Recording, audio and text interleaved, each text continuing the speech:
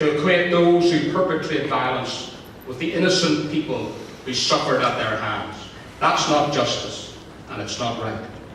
To say that a terrorist and a victim are the same is simply heaping more grief upon those who have already suffered terrible injury and hurt. That is why at Westminster, our parliamentary team is leading the way, and why we tabled amendments to the Northern Ireland Bill, why Jeffrey Donaldson has tabled a private member's bill to change the definition of a victim so that those who died or were injured as a result of their own terrorist actions, or if they have a conviction for terrorist-related activities, would not be considered as a victim. This is not just the view of the Democratic Unionist Party.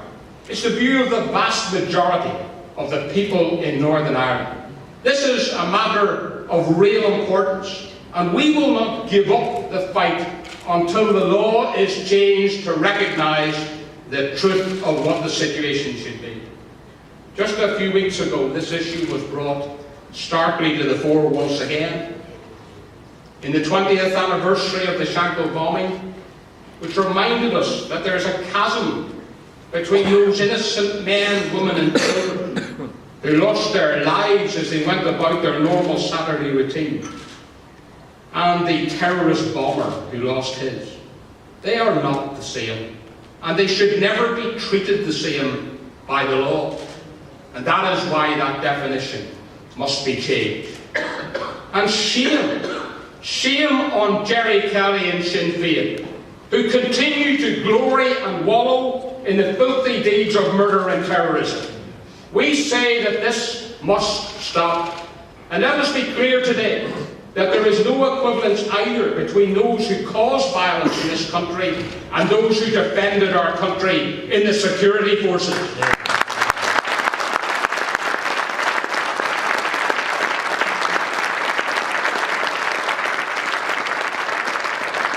Lest that message be drowned out by the media antics and propaganda of so many now, and many in the media prepared to follow that agenda.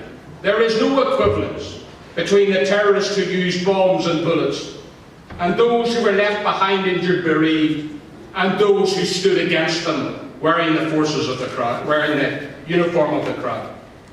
Justice will never be served either by any proposal for an effective amnesty, and this party will not support such a proposal. Our party leader and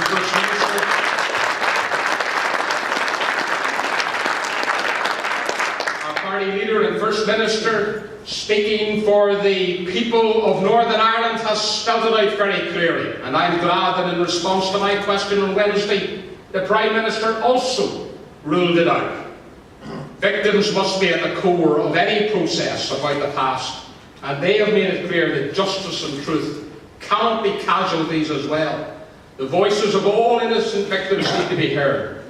But in the last few weeks we have been confronted in particular with the heartache and pain felt by the families of the disappeared.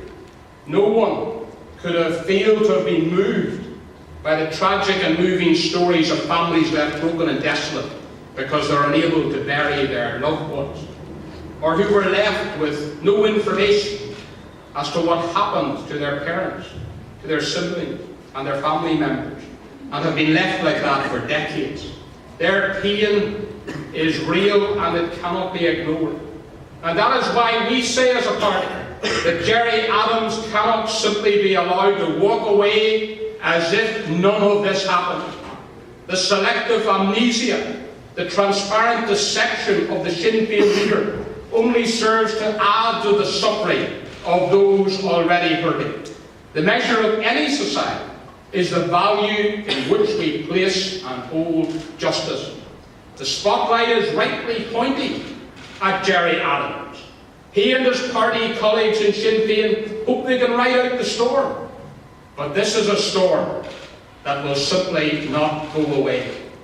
He is not and must not be above the law.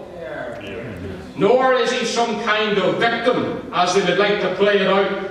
The victims are those who have been maimed and injured, who have had loved ones lost, People who, like the McConville family, the McVeigh family, and the many others who were taken from their homes with no regard for their human rights or dignity.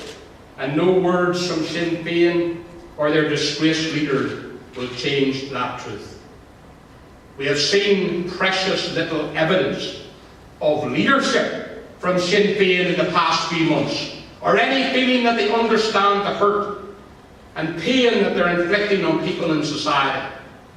And that message needs to go out loud and clear from this conference. Now is the time for Sinn Féin to prove that they're a mature political party, which is truly prepared to move forward into a new political future. It's time for Sinn Féin to decide, are they a political party in a modern liberal democracy, or will they continue to be a haven for those who have no regard for the law, who are prepared to lie about the past, and who wallow in the deeds of murder and terrorism? That's their choice. We want to move forward. Have they the leadership that's prepared to move forward as well?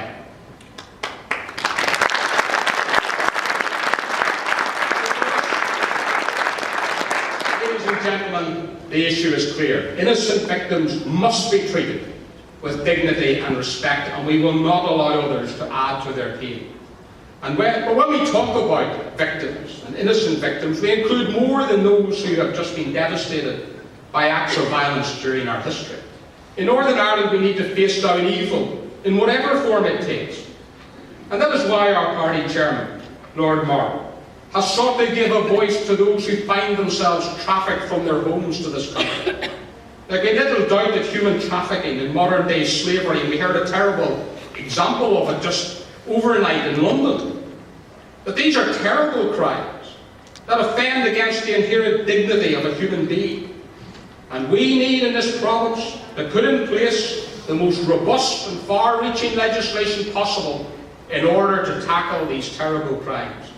Northern Ireland can lead the way, and when it comes to tougher sentences, it's the DUP that is making the case.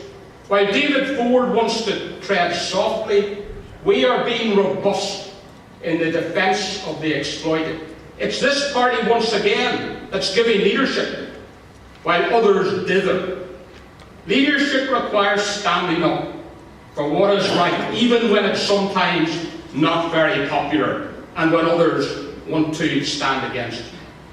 We saw an abject abdication of leadership last year over the destructive decision by Sinn Féin, the SDLP and the Alliance Party to remove our national flag, the Union flag, from the City Hall, except on designated days.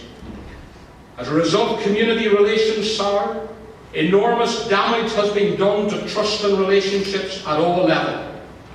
Now, change will not come through violence or intimidation. Change will come the way it has always happened, and that is by the ballot box and through the political process. And we as a party, therefore, must redouble our efforts in order to bring about change. That means we need to make sure that everybody, in every home, in every area, is registered to vote. We need to get out to every house, knock on every door, and remind people that it is the DUP, and only the DUP, that has been consistent and unflinching in defence of our national flag at the City Hall over many, many years.